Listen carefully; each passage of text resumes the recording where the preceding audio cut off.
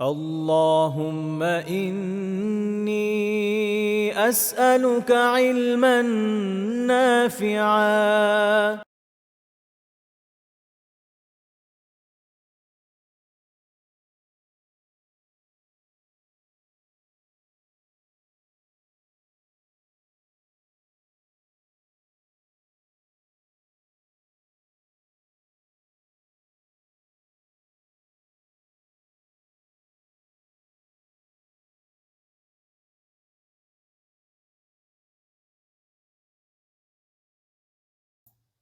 إن الحمد لله نحمده ونستعينه ونصلي على رسوله الكريم وعلى آله وصحبه أجمعين ما بعد আমরা রাসূলুল্লাহ সাল্লাল্লাহু আলাইহি ওয়াসাল্লামের পবিত্র জীবন থেকে শিক্ষা নেওয়ার চেষ্টা আলহামদুলিল্লাহ করে যাচ্ছি। আল্লাহ তাআলারই তৌফিকে, আল্লাহ তাআলার মেহেরবানিতে এটা বিশাল কাজ আলহামদুলিল্লাহ। এবং সবচেয়ে সুখের বিষয় হচ্ছে যে আমাদের যে দার্সটা, যেটা আমরা মোটামুটি একটা দীর্ঘ সময় ধরে করে যাচ্ছি, আলহামদুলিল্লাহ এর ভিতরে খেয়াল করলে দেখবেন যে কোরআনের অনেক আয়াতের তাফসীর হয়ে গেছে। বিপুল পরিমাণ হাদিসের ব্যাখ্যা আপনাদের সামনে উপস্থাপনের চেষ্টা করেছি এবং অনেক ফিকহি মাসাইলও এর মধ্যে আলোচনা হয়ে গেছে আলহামদুলিল্লাহ। এছাড়া সুযোগে যখন যেমন সুযোগ পাওয়া গেছে সে অনুযায়ী অনেক আদাবের আলোচনা আমরা করেছি। আলহামদুলিল্লাহ, সুম্মা আলহামদুলিল্লাহ। তো আল্লাহ তাআলার মেহেরবানি, তিনি তৌফিক না দিলে আসলে কোনো কাজই মানুষ করতে পারে না। আবার একটা কাজ আমরা করলাম, যে আল্লাহ তাআলা যদি কবুল না করেন, তাহলে যত বড় কাজই করি না কেন, যত সুদীর্ঘ সময় তাতে ব্যয় করা হোক না কেন, এর আসলে কোনো বেনিফিট নাই। আমি যদি দিনে শত শত রাকাত সলাতও আদায় করি, কিন্তু আল্লাহ তাআলা যদি কবুল না করেন, তাহলে এর তো আসলে কোনো বেনিফিট নাই। মাঝখান থেকে শুধু আবার পরিশ্রম হবে। অন্যদিকে আল্লাহ তাআলা যদি কবুল করেন, তাহলে অল্প আমল অনেক বড় ব্যাপার। আল্লাহ তাআলার কাছে আমরা দোয়া করি, আল্লাহ তাআলা আমাদের প্রয়াসকে কবুল করেন এবং এতে বারাকা দান করেন। আমাকে, আপনাদের সবাইকে এবং এই দাসের সাথে যারা সম্পৃক্ত, ইলমান নাফিয়া কর্তৃপক্ষ এবং আরো যারা আছেন, যাদের সহায়তার মাধ্যমে আলহামদুলিল্লাহ কায়েম আছে, আল্লাহ তাআলা আমাদের সবারই নাজাতের উসিলা করে দিন এই দার্সকে এবং আখিরাতে আমাদের দারাজাত বুলন্দ করে দেন এর মাধ্যমে। আমিন। আমরা আলোচনা করছিলাম যে রাসূলুল্লাহ সাল্লাল্লাহু আলাইহি ওয়াসাল্লাম কিভাবে প্রশ্ন উত্তর দিতেন এবং এ থেকে আমাদের শিক্ষণীয় বিভিন্ন বিষয় নিয়ে আমরা আলহামদুলিল্লাহ ১৭টা পয়েন্ট আলোচনা করেছি। আজকে আমাদের ১৮তম পয়েন্ট। সেটা হচ্ছে যে তিনি নারীদের সাথে সম্পৃক্ত বিষয়ের উত্তর দিতেন। অর্থাৎ দ্বীনি বিষয়ে অনেক মাসালা মাসাইল, বা বলতে পারেন যে অধিকাংশ ক্ষেত্রে দ্বীনি মাসালা মাসাইল আম হয়ে থাকে। যদি কোনো এক্সেপশনাল কোনো বিষয়, যদি কোনো কিছু ব্যতিক্রম হওয়ার, যদি আলাদা দলিল পাওয়া যায়, ওটা ভিন্ন কথা। কিন্তু এমনিতে অধিকাংশ মাসালার ক্ষেত্রে দেখা যায় যে নারী পুরুষ প্রায় একই হয়ে থাকে।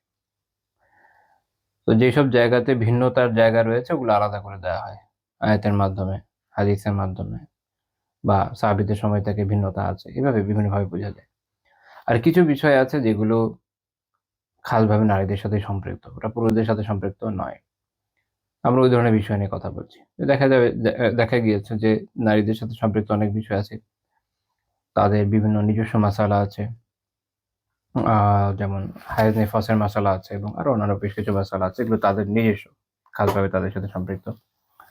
তো যেকোনো বিষয় যেটা নারীদের সাথে নিজস্ব ভাবে সম্পৃক্ত মাসাইল, তো এই বিষয়ে যখন রাসূলুল্লাহ সাল্লাল্লাহু আলাইহি ওয়াসাল্লামের কাছে আসতো, তিনি এরও উত্তর দান করতেন। এরকম না যে তিনি এর উত্তর দিতেন না, তেমন নয়। তো এক্ষেত্রে ২টা বিষয় আমরা বর্তমান সময়ে লক্ষ্য করি।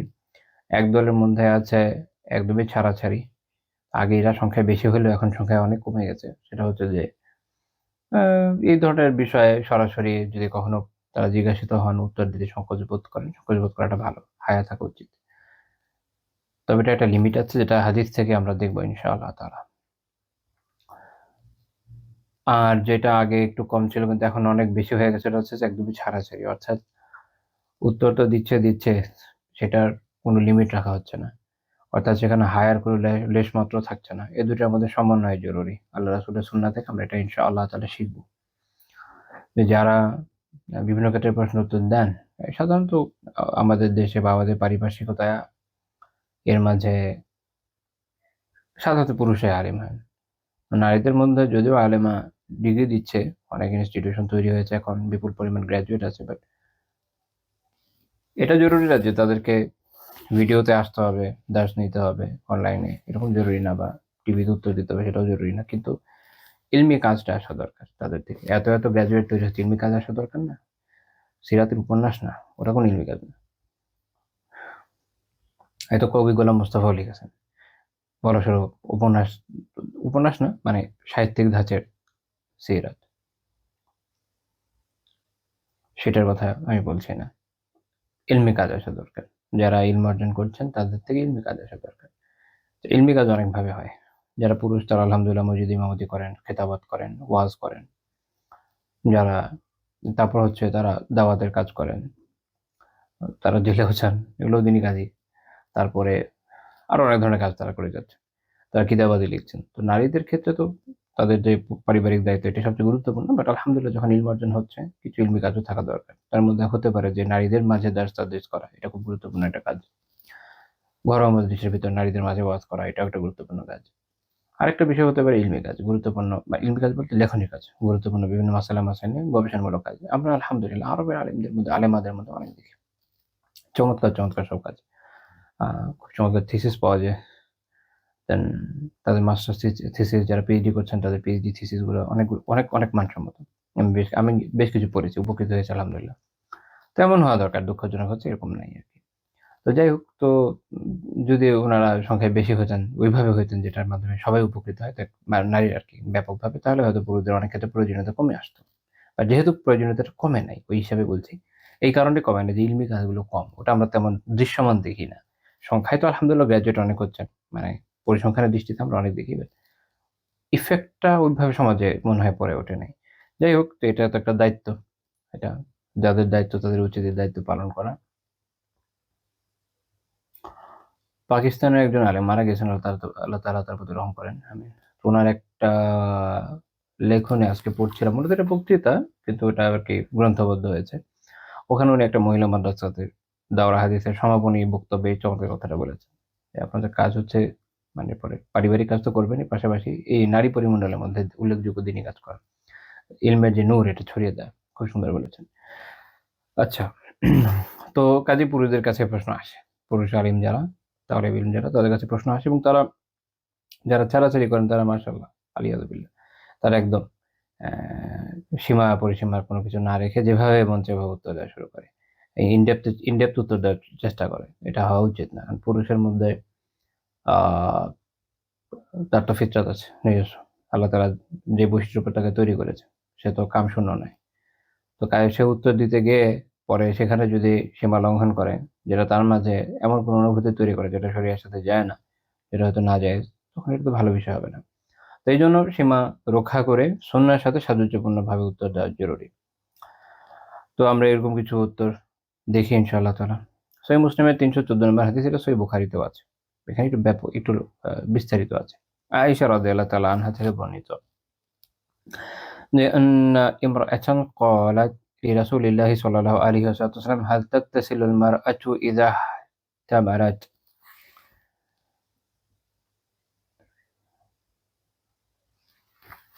তিনি বলছেন হাল তাগতাসিলুল মারআতু ইযা ইহতালামাত ওয়া আবসারাতিল মা।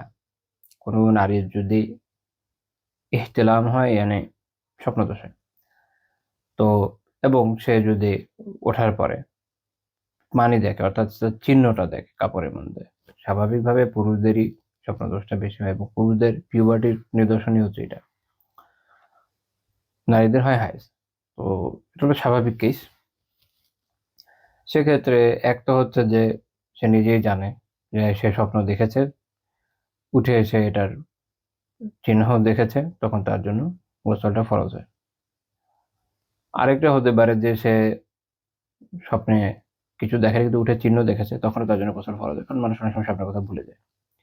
থার্ড একটা সিনারিও হচ্ছে যে সে স্বপ্ন দেখেছে কিন্তু উঠে কোনো চিহ্ন কিছু দেখেনি, সেক্ষেত্রে তার উপর গোসল ফরজ হয় না। এর কারণ হচ্ছে সে স্বপ্ন দেখেছে, স্বপ্ন দেখলেই যে বাস্তবেই হতে হবে এরকম তো না, কারণ বাস্তবতা কোনো প্রমাণ তার কাছে নেই। এ হলো ৩টা সিনারিও। তো এই নারী সাহাবিয়া তিনি এই বিষয়ে জিজ্ঞেস করলেন যে নারীদের এরকম হয় কিনা। তাহলে রাসূল সাল্লাল্লাহু আলাইহি ওয়াসাল্লাম উত্তর দিলেন, নাম হ্যাঁ হয়। তো বিষয়টা আয়েশা রাদিয়াল্লাহু তাআলা আনহা ওইখানে ছিলেন। এখানে একটা বিষয়, শুধু আয়েশা রাদিয়াল্লাহু তাআলা আনহা না, উম্মু সালামা রাদিয়াল্লাহু তাআলা আনহারও বর্ণনা এ বিষয়ে রয়েছে। দুইটা ভিন্ন ভিন্ন হাদিসে, দুইটাই সহিহ। উম্মু সালামা রাদিয়াল্লাহু তাআলার বর্ণনাও সহিহ বুখারীতে আছে। তো এই দুইটার জমা হচ্ছে এটা, বা সমন্বয় হলো এটা, যেটা ইমাম আন-নাওয়াবী রাহিমাহুল্লাহ তাআলা শরহ মুসলিমে বলেছেন যে উভয় সম্ভবত একসাথে উপস্থিত থেকে থাকবে। একই ঘটনা ওনারা যার যার ভাষায় বর্ণনা করেছেন। তো উভয়েই এই বিষয়টা অপছন্দ করেছেন, সবগুলো হাদিস দেখলে বোঝা যায়। তো আমরা আয়েশা রাদিয়াল্লাহু তাআলা আনহার বর্ণনাটাকে সামনে আনছি কারণ এটা একটু বিস্তারিত। তো তিনি বলেছেন যে ইচ্ছারিবাদ ইয়াদাকা ওয়া উল্লাত, যে তোমার হাত ধুলায় ধূসরিত হোক এবং ক্ষতবিক্ষত হোক। এটা বলার কারণ হচ্ছে ক্ষোভ প্রকাশ, আরবদের বাকরীতিতে। এটার মানে অভিশাপ দেয়া না, এটা তারা এমনি বলে ক্ষুব্ধ হয়ে গেলে। তো তার কথা হচ্ছে এরকম, মানে উনি ওনার ভাব থেকে বোঝা যায় যে এটা কোনো কথা হলো যে তুমি এরকম একটা বিষয় জিজ্ঞেস করলে। তো যদিও আয়েশা রাদিয়াল্লাহু তাআলা জাস্ট এতটুকুই বলেছেন, কিন্তু এখান থেকে মূল ভাবটা আল্লাহ রাসূল বুঝে গেছেন। যেহেতু এটা তাদের ভাষার প্যাটার্ন এরকম, এরকম বললেই বোঝা যায় যে কি বোঝাতে চাচ্ছেন। যেটা যখন শারহিনরা ব্যাখ্যা করেছেন অনেক ক্ষেত্রে যে আহ,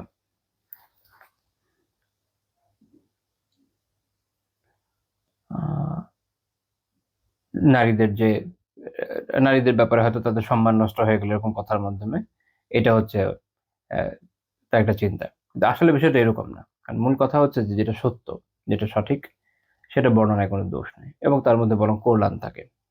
এখানে একটা ব্যাপার, সেটা হচ্ছে যে এই হাদিসের আহ, অনেকগুলো রেওয়ায়েতে এই কথা আছে যে এই সাহাবিয়া শুরুতে এটা বলেছেন যে নিশ্চয়ই আল্লাহ তাআলা হক থেকে, হক বলা থেকে তিনি লজ্জা পান না। অর্থাৎ এইটা হচ্ছে দিনের একটা বৈশিষ্ট্য যে আল্লাহ তাআলা যা হক তা জানিয়ে দিয়েছেন, তা জানিয়ে দিয়েছেন এবং এটা শরীয়তের বিধান রেখেছেন যে যেটা হক সেটা আমাদের জানতে হবে। কাজে এটাতে কোনো সমস্যা নাই। এখান থেকে একটা গুরুত্বপূর্ণ বিষয় আমাদের জানা জরুরি, সেটা হলো এই যে অনেক সময় বিভিন্ন বিষয়ে আলাপ আলোচনা আসে। আমরা অনেক সময় এরকম মনে করি কি যে থাক আমরা এই ব্যাপারটা গোপন রাখি। দেখেন আমি এটা বারবার বলি যে ইসলামী শরিয়া এই অদ্ভুত জিনিস আমাদেরকে শিখিয়েছে বলে আমরা কোথাও তো পাই না। মানে একটা অ্যাপারেন্টলি কোথাও পাইতে তো হবে। বরং শরিয়া যে বাংলা একটা কথা বলে যে চিৎকার দিয়ে বলছে আসলে এটা কি বলবো, এটা একটা সাহিত্যিক উপমা আরকি, যে বলে না যে অমুক এটা চিৎকার দিয়ে, দিয়ে যেন বলছে, এভাবে আরকি। তো বলতে বলতে হচ্ছে যে শরিয়া যেন চিৎকার দিয়ে, দিয়ে বলছে, বিষয়টা এরকম না। বরং ইসলামী শরিয়া এই চমৎকার বিষয় আমাদেরকে শিখিয়েছে ফেস করা। আপনারা খেয়াল করে দেখবেন যে রাসূলুল্লাহ সাল্লাল্লাহু আলাইহি ওয়াসাল্লামের পুরো সিরাতে এর সাক্ষ্য, হাদিস শরীফের সাক্ষ্য, বিভিন্ন জায়গায় আমরা এই বিভিন্ন বর্ণনা থেকে এটা খুব স্পষ্টভাবেই দেখি যে যখন যেকোনো বিষয় যেটা জানা খুব জরুরি বা যে বিষয় সামনে চলে আসে, শরিয়া এটাকে অ্যাভয়েডেন্স আমাদের শিখায় নাই। পারিবারিক সমস্যা হচ্ছে শরিয়া শিখায় নাই তুমি এভয়েড করো। স্বামী-স্ত্রীর সমস্যা হচ্ছে শরিয়া শিখায় নাই এভয়েড করো। শরিয়া শিখিয়েছে হচ্ছে এটা সলিউশন করো। এত রেওয়ায়েত তো এমনি এমনি আসে নাই। সাহাবীরা, তাবেঈরা এত কষ্ট করে সংরক্ষণকে এমনি এমনি করেছেন? যেগুলো পড়ে বরকতের জন্য পড়বো, পরে চুমু দিয়ে রেখে দিব? না, আমলের জন্য এনেছেন। তাদের বর্ণনা তো আমলের জন্যই এসেছে। আ সেখানে আমরা আমাদের বিশেষ করে ইভেন দিনী পরিমণ্ডলে এই বিষয়টা দেখি, খুব কমনলি দেখি যে অনেকে এটা উৎসাহ দেন যে এভয়েড করো। পারিবারিক সমস্যা এভয়েড করো, সামাজিক সমস্যা এভয়েড করো, রাষ্ট্রীয় সমস্যা এভয়েড করো। দুনিয়ার সবই খালি এভয়েড করো। হ্যাঁ, মাসালা জানা দরকার, বেডেও পারলে এভয়েড করো। এতে এতে আসলে কোনো বেনিফিট নাই। তো কাজেই এই সাহাবিয়া তিনি যে প্রশ্ন করেছেন এটা প্রশংসার যোগ্য। যেহেতু তার এই সমস্যা সামনে এসেছে, উনি জিজ্ঞেস করেছেন। আয়েশা রাদিয়াল্লাহু তাআলা আনহা যদিও অপছন্দ করেছেন, রাসূলুল্লাহ সাল্লাল্লাহু আলাইহি ওয়াসাল্লাম কিন্তু বিষয়টাকে এভাবে নেননি। এজন্য উনি জবাব উনি দিয়েছেন, বলছেন যে দাঁড়িয়ে তাকে ছাড়ো। এবং তিনি ব্যাখ্যা করছেন যে হাল ইয়াকুনু শাবাহু ইল্লা মিন কিবালি যালিক। إذا على ماؤها ماء الرجل أشبه الولد أخواله وإذا على ماء الرجل মাআহা আশবাহা আমামাহু। তো তিনি ব্যাখ্যা করেছেন যে যখন মানে একজনের এই সন্তান কি তার সাদৃশ্যপূর্ণ যে হয়েছে এটা ছাড়া হয়েছে। অর্থাৎ বোঝাতে চেষ্টা করছেন মানে ওই সময় পর্যন্ত, এটা একটা ইন্টারেস্টিং বিষয় মনে রাখা দরকার যে এখানে একটা আ বলা যায় যে হিস্ট্রিক্যাল ব্যাকড্রপ আছে। যেমন ধরেন আগেকার একটা সময় সেটা গ্রিকদের যে চিকিৎসাবিদ্যা এটারই জয়-জয়কার ছিল। আপনারা গ্যালনের নাম শুনেছেন, গ্যালনই মনে হয় নাম। এশিয়া মাইনরের বিখ্যাত চিকিৎসাবিদ ছিল। তো গ্রিকরা বিষয়ে যেগুলো আবিষ্কার করেছে সেগুলোই মানুষ ইউজ করতো। আপনারা হিজামার কথা শুনেছেন না? যদিও আমাদের দেশে কাপিং কাপিং করে হিজামার নামে, যেটা চাইনিজ হিজামা হয়, আর ওটা হলো গ্রিক হিজামা, একটু ডিফারেন্ট জিনিস। তো গ্রিক হিজামা একটু ডিফারেন্ট জিনিস। ওকে, তো হুম, গ্রিকদের যে ওভারঅল চিকিৎসা বিজ্ঞান, ওটা একটা জয় জয়কার ছিল। আর কাছাকাছি খুব উন্নত জাতি বলতে তো বাইজেন্টাইনরাই ছিল। ওরাও মূলত, যদিও রোমান, বাট গ্রিক পার্টের উত্তরাধিকারী। মানে রোমান সাম্রাজ্য তো অনেক বড় ছিল। এটা যে ইস্টার্ন রোমান এম্পায়ার, এটা বেসিক্যালি গ্রিক যে এরিয়া এটাকে ধারণ করে। তো ওই জ্ঞানটা ওদের মধ্যে ছিল, ওটার প্রভাব ছিল আরো। তো আমি, আমার যদ্দূর খেয়াল আছে যে গ্রিকদের মধ্যে এরকম একটা ধারণা ছিল যে শুধু পুরুষের হয়, নারীদের আসলে তাদের হয়তো ইয়ে তৈরি হয় না। তো এই বিষয়টা এরকম না। তো রাসূলুল্লাহ সাল্লাল্লাহু আলাইহি ওয়াসাল্লাম এই জন্য এই ভুল ধারণাটাকে এখানে দূর করে দিলেন যে এই নারীর যে সন্তান তার অনুরূপ কেমনি এমনি হয়েছে। তারপর তিনি ব্যাখ্যা করলেন যে যখন পুরুষের, উনি বলছেন যে এরকম যে মূল কথা হচ্ছে মা ও রজলি, পুরুষের যে পানি অর্থাৎ পুরুষের বীর্যের কথা বলছেন, যে সেটা যদি প্রাধান্য বিস্তার করে তখন সন্তান তার বা তার যে পরিবার, তার যে বংশ পরম্পরা সেটা অনুগামী হয়, আর নারীটা হলে নারীটা হয়। ইন শর্ট আমি অনুবাদ করলাম। তো এইটা আবার অনেকে, এটা এরকম ইন্টারেস্টিং বিষয় যে অনেকে এটাকে এখনকার সময় যারা ইংরেজি অনুবাদ করেছেন, অনেকে আমি দেখেছি এরকম, কেউ কেউ এরকম অনুবাদ করেছেন যে জিন, মানে মা এর অনুবাদ পানির জায়গায় জিন করেছেন, এটা একটু দূরবর্তী হয়ে গেল। কিন্তু মূল কথা ওইটাই যেটা আমরা এখন বুঝি, কারণ রাসূলুল্লাহ সাল্লাল্লাহু আলাইহি ওয়াসাল্লামকে আল্লাহ তাআলা যে জ্ঞান দিয়েছেন এটা তো আর আমাদের নাই, ওই আমলেও যারা ছিলেন তাদেরও নাই। তো ওই সময় অনেক কথা আছে উনি এমন ভাবে বলেছেন যেটা এত ব্যাপক, যেটা ওই সময় এই সময় আগামীকালেও প্রযোজ্য হবে। কিন্তু ওই জামানায় যদি জেনেটিক্স এর কথা আসতো আলোচনা, মানুষ কিভাবে বুঝতো? বোঝার কোনো উপায় ছিল না। তো বিষয়টা তো এরকমই আমরা এখন জানি, তাই না? আহ, নারী এবং পুরুষের উভয়ের মধ্যে আহ, কার প্রাধান্যের কারণে কি ধরনের সন্তান হয়, তাই না? এটা আমরা এখন জানি, কিন্তু এটা আগে তো আর ওই সময় মানুষ জানতো না। তো আল্লাহ রাসূল সাল্লাল্লাহু আলাইহি ওয়াসাল্লাম অল্প কথা যে কথা বলেছেন, এটা একটা ভালো সাইন্টিফিক ভিত্তিও দেখা যাচ্ছে। তো যাই হোক, তো এখানে আমরা এই জিনিসটা দেখলাম যে তিনি এই বিষয়ে যে তার প্রশ্ন ছিল যে হ্যাঁ যদি হয়, নারীরও হয়, তাহলে তারও কি করতে হবে? তারও গোসল করতে হবে। এটাই মাসালায় এখানে চলে আসলাম। এইটার কোনো বর্ণনাতে, যেটা উম্মু সালামা রাদিয়াল্লাহু তাআলা আনহার বর্ণনা আছে, সেখানে দেখা গেছে যে তিনি যখন এটা হয়েছে, এই প্রশ্নটা করা হয়েছে, তো তিনি, তার চেহারা তখন লজ্জায় আবৃত করে ফেলেছিলেন প্রশ্ন শুনে। তো ওইটার উপর কমেন্ট করতে গিয়ে ইবনু বাত্তাহ রাহিমাহুল্লাহ তাআলা শারহ সাহিহ আল বুখারীতে বলেছেন যে ওয়া আম্মা ইযা কানা আল হায়াউ আলা জিহাতি তাওকিরি ওয়াল ইজলালি ফাহুয়া হাসানুন, যদি লজ্জাশীলতা সম্মান মর্যাদা বোধের দিক থেকে হয়, তাহলে এটা উত্তম। তো এরকম ক্ষেত্রে এখানে এটাও বোঝা যায় যে প্রশ্ন করার ক্ষেত্রে, এটা হায়া বজায় রাখা, এটাও কিন্তু একটা জরুরি বিষয়। প্রশ্ন করার ক্ষেত্রে হায়া বজায় রাখা এটাও একটা জরুরি বিষয়, কারণ অনেকে প্রশ্নের ক্ষেত্রে ওখানে কোনো লজ্জা শরমের, তো এখন আমাদের দেশে যে অবস্থা, লজ্জা শরম তো উঠে গেছে। আগেও কদ্দূর ছিল আল্লাহ জানে, বাট এখন একটু বেশি উঠে গেছে। তো অনেকে এমন ভাবে প্রশ্ন করেন যে এটার মধ্যে হায়া বলে কিছু থাকে না, তো ওই হায়াটা রাখা দরকার। আচ্ছা, তবে এখানে একটা দুইটা মাসালা এই বিষয়ে আমরা আলোচনা করে দিব। একটি মাসালা দুইটা শাখা বলা যেতে পারে। আল মাওসুতুল ফিকহিয়া আল কুওয়াইতিয়াত একটা সুন্দর কথা বলেছে যে আল ফাল হায়াউ মিন তাআল্লুমি উমুরিদ্দিন ওয়া মা ইয়াজিবু আলাল ইনসানিল ইলমু বিহি লাইসা বিহায়াইন শারঈয়্যিন, যে দিনের যে বিষয়গুলো আছে না, এটা শেখার ক্ষেত্রে যদি কেউ হায়া করে, এখানে মানে বোঝানো হচ্ছে যে সংকোচ, এখানে হায়ার অর্থ বলা যাবে সংকোচ। যে তাহলে দিনই বিভিন্ন বিষয়ে শেখার ক্ষেত্রে সংকোচ বোধ করা এবং মানুষের যা জানা আবশ্যক সেটা শেখার ক্ষেত্রে সংকোচ বোধ করা, এটা হায়া, প্রকৃত হায়া না, সারাই হায়া নয়। শরিয়াতে যে হায়া বা লজ্জার কথা বলা হচ্ছে সেটা এটা নয়। কাজে কারো যদি মাসালা জানা জরুরি হয়, তাকে জানতে হবে, তখন যেখান থেকে সুযোগ পাচ্ছে ওখান থেকে জেনে নিবে। যদি অপশন না থাকে, অপশন আগে খুঁজবে, অন্য কোনো জায়গায় যদি কোনো নারী আলেমা পাওয়া যায়, তার থেকে যদি জানা যায় তো জানবে, যদি না পায় তখন জিজ্ঞেস করে জেনে নেবে, এতে কোনো সমস্যা নেই। এবং সেক্ষেত্রে ইঙ্গিতে করা আরো ভালো, যদি ইঙ্গিত বোঝানো সম্ভব হয়। যদি না হয় তখন তো বলতেই হবে, যেমনটা এই সাহাবিয়া থেকে আমরা দেখি সরাসরি উনি জিজ্ঞেস করছেন, এবং আরেকটা হাদিস আমরা দেখবো সেখানে এরকম সরাসরি জিজ্ঞেসের কথা আছে।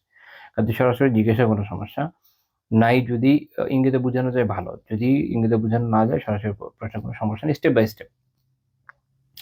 আর অনেকে এটা মনে করে যে অনেকে দেখবেন যে কোনো জালেম ফাসিক তাদের মুখোমুখি হতে লজ্জা বোধ করে, তাদের বাধা দিতে সংকোচ বোধ করে। আবার অনেকে সৎ কাজের আদেশ দিতে সংকোচ বোধ করে, অসৎ কাজ থেকে নিষেধ করতে মানুষকে সংকোচ বোধ করে, এবং মনে করে আমার তো হায়া আছে, এবং আমার তো হায়া আছে এবং হায়া তো ইমানের অংশ, ঠিক আছে, আমি তো খুব খুব আহ, হায়াওয়ালা মানুষ, কিন্তু এটা আসলে শরঈ হায়া নয়। আল মাসউদ ফিকিয়া বলছে ওয়াল হায়াউ মিনাল মুওয়াজিহাতি যালামা ওয়াল ফুসাকি ওয়া জাজরিহিম ওয়া তারকিল জাহরি বিল মা'রুফি ওয়া নাহyi আনিল মুনকারি হায়াউন লাইসা বিহায়া ওয়া ইন্নামা হুয়া আজজুম ওয়া ইন্নামা হুয়া আজজু ওয়া মাহানা। তারা বলছেন যে এই যে যারা জালেম, জালেম মানে যারা অনেক জালেম, যারা অনেক পাপাচারী ফাসেক, এদের মুখোমুখি হতে লজ্জা করা, এদের বাধা দিতে সংকোচ বোধ করা, সৎ কাজে প্রকাশ্যে সৎ কাজের ঘোষণা ছেড়ে দেওয়া, অসৎ কাজে নিষেধ করতে লজ্জা পাওয়া, তারা বলছে যে এটা প্রকৃত লজ্জা নয়। হায়াউল লাইসা বিহায়াইন, এটা প্রকৃত লজ্জা নয়, এটা সংকোচ বটে, কিন্তু এটা সরে যে লজ্জা তা নয়। তারা বলছেন যে ইন্নামা হুয়া আজজুন ওয়া মাহানা, এটা আসলে দুর্বলতা, এই অক্ষমতা। আজজ মানে অক্ষমতা, এটা হলো অক্ষমতা, এবং এটা হচ্ছে কি লাঞ্ছনা, মাহানা লাঞ্ছনা, এটা হায়া না। মানুষ অনেক সময় এই লাঞ্ছনাকে, দুর্বলতাকে হায়া মনে করে। হুম, এটা হায়া নয়। আচ্ছা, 19 নম্বর পয়েন্ট, যেটার সাথে সম্পর্কিত, যে এক্ষেত্রে তিনি লজ্জার সীমা রক্ষা করতেন। এটা খুব গুরুত্বপূর্ণ বিষয়, যেটা এর আগে বলেছি, যে বাড়াবাড়ি এবং ছাড়াছাড়ি মাঝে থাকিতে হইবে, লজ্জার সীমাটা রক্ষা করা দরকার। সহিহ বুখারী 314 নম্বর হাদিস, এটা মুসলিমও আছে, যে এক আয়েশা রাদিয়াল্লাহু তাআলা আনহা বর্ণনা করেছেন যে একজন নারী, তিনি রাসূলুল্লাহ সাল্লাল্লাহু আলাইহি ওয়াসাল্লামকে জিজ্ঞেস করলেন আন গুসলিহা মিনাল মাহিদি, তিনি হায়েজ থেকে কিভাবে, এখন এখানে যদি আমি আরবি শব্দটা করি গোসল, এখন এখানে অনেকে অনুবাদটা এইভাবে করেছেন যে তিনি কিভাবে হায়েজ থেকে গোসল করবেন, মানে হায়েজ থেকে পবিত্র হতে গোসল করতে হয়, তো এই বিষয়ে জিজ্ঞেস করেছে। কিন্তু এই হাদিসের যতগুলো মানে ন্যারেশন আছে, আপনারা যদি দেখেন, একটা নাম্বার বললাম, এরপর অর্থও বলবো, ওখানে গোসলে কোনো আলাপ আলোচনা নাই। ইবনে হাজার রাহমাতুল্লাহি আলাইহি ফাথুল বারীতে আলোচনা করেছেন, এটার মানে গোসল বেসিক্যালি না, গোসলের একটা হচ্ছে দোয়া, অর্থাৎ এটার অর্থ হলো মূলত একজন নারী তার যে যখন হায়াজ হচ্ছে, তো তার তো যে রক্তপাত হচ্ছে এটা তো ধুইতে হবে, ওইটা সে কিভাবে ধোবে, বেসিক্যালি এইটা নিয়ে প্রশ্ন। এটার প্রশ্ন, সে গোসল কিভাবে করবে এটা নিয়ে না। গোসল কিভাবে করতে হবে এটা তো সব মানুষই জানে, তো এটা হলো ইস্যু। আচ্ছা, তো রাসূলুল্লাহ সাল্লাল্লাহু আলাইহি ওয়াসাল্লাম তাকে বললেন যে খুদি ফিরসাতাম মিন মিস্ক ফাতাতাহহারি বিহা, তুমি এক টুকরা মিস্ক বা কস্তুরী, যেটা খুব, আমরা তো জানি খুব দামি একটা আতর এখন, তো ওই সময় আর কি এটা খুব ভালো আতর হিসেবে স্বীকৃত সবসময়, ওই সময় এখন, বাট অনেকের আমি দেখেছি মিস্কের গন্ধ ভালো লাগে না, কয়েকজনকে পেয়েছি। যাই হোক, তো তিনি বলেছেন যে এরকম কস্তুরী লাগানো এক টুকরা কাপড়, ফিরসা মানে এক টুকরা কাপড় বা ন্যাকড়া, এটা দিয়ে, এটা তুমি নিবে, খুদি এটা তুমি নিবে, ফাতাতাহহারি বিহা, এর মাধ্যমে পবিত্র হবে, এর মাধ্যমে পবিত্র হবে। এখন তিনি যখন এটা বলেছেন, এটা পড়লেই বোঝা যাচ্ছে যে তার, বা শুনলেও বোঝা যাচ্ছে যে এর মানে হচ্ছে যে কস্তুরী লাগানো কাপড় দিয়ে জায়গাটা মুছে ফেলতে হবে, জায়গাটা মুছে ফেলতে হবে যেন পরিষ্কার হয়ে যায়, এবং এই যে দুর্গন্ধ তৈরি হয় এটা যেন না থাকে। তো উনি যে কোনো কারণে বুঝে উঠতে পারেন, উনি জিজ্ঞেস করছেন কাইফা আতাতাহহারু, আমি কিভাবে পবিত্র হব। তো তিনি আবারও আল্লাহ রাসূল একইভাবে বলেছেন যে তাতাহহারি বিহা, এর মাধ্যমে এটা দিয়ে হবে। তো তিনি আবারও জিজ্ঞেস করেন কাইফা, আচ্ছা হবো তো বললাম, কিভাবে হব। তো তখন রাসূলুল্লাহ সাল্লাল্লাহু আলাইহি ওয়াসাল্লাম বলেন সুবহানাল্লাহ, আল্লাহ তাআলা পবিত্রতা ঘোষণা করছি, তাতাহহারি, তুমি পবিত্র হবে। অর্থাৎ তিনি এইটা আর বিস্তারিত বলতে চাচ্ছেন না, লজ্জাবশত এখানে থেমে যেতে চাচ্ছেন। তো আয়েশা রাদিয়াল্লাহু তাআলা আনহা তাকে তার নিজের কাছে টেনে নিলেন এবং বললেন যে তাসসাবিই বিহা আসারাদ দাম, যে এটা দিয়ে রক্তের যে চিহ্ন এটা বেশিরভাগ মুছে ফেলবে, এটা মুছে ফেললেই হবে, ওইটা এখানে বোঝানো হচ্ছে মূলত।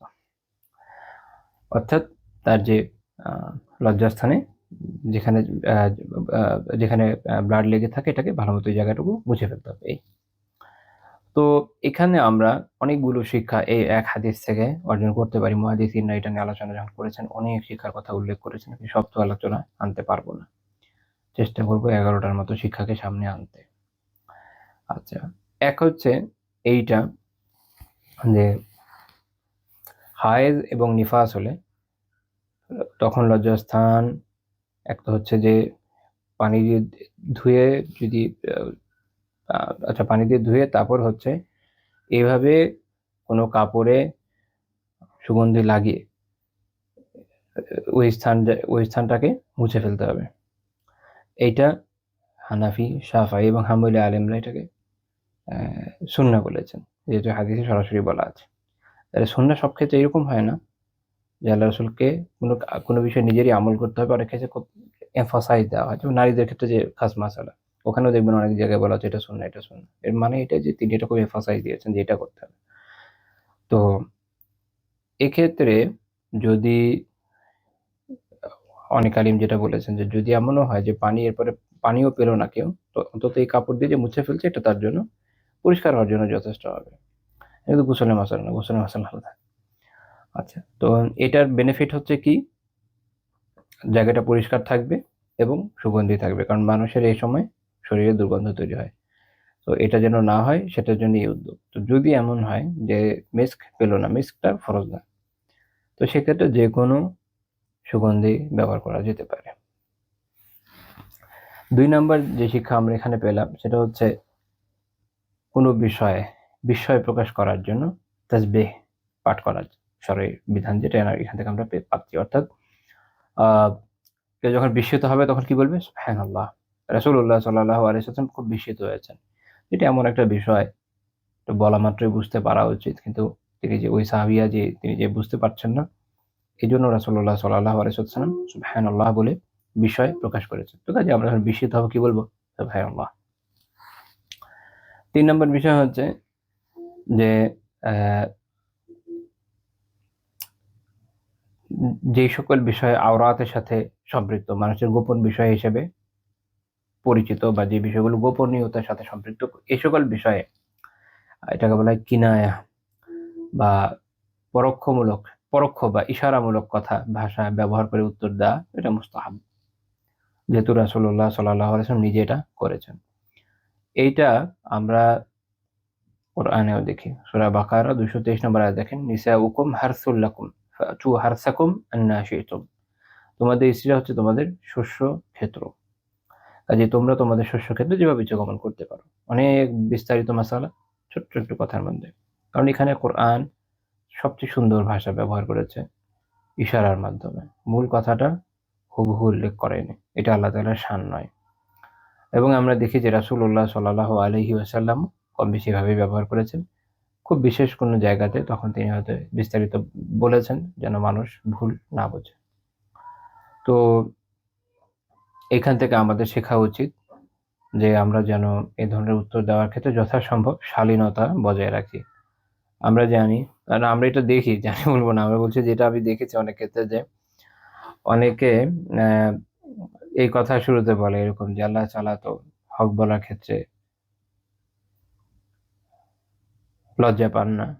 এরপরে গিয়ে এমন সব কথা বলে যেটা শরিয়ার যে রুচি তার সাথে যায় না। মনে রাখেন, শরিয়া জাস্ট একটা আয়াত বা একটা হাদিসের উপর বেস করে তো নয়। এই বিষয়ক যাবতীয় আলাপ আলোচনা সামনে রেখে তারপরে আপনাকে ওই অনুযায়ী আমল করতে হবে। এখন আমরা তো একজন মাশাআল্লাহ মুজতাহিদ মুতলাক হয়ে গেছি, কিন্তু সমস্যা হচ্ছে মুজতাহিদ মুতলাক হওয়ার জন্য যে পরিমাণ ইলম দরকার সেটা আবার আমাদের ছিল না। এর ফল হয়েছে এটা যে আমরা যখন যেখানে যা পাই সে মনে করি এটাই চূড়ান্ত কথা, তারপর বলে দেবো কিয়ামত পর্যন্ত এর কোনো খেলাফ হবে না, কিয়ামত আস্তে আস্তে কয়েকশো বার চেঞ্জ হয়ে যাব।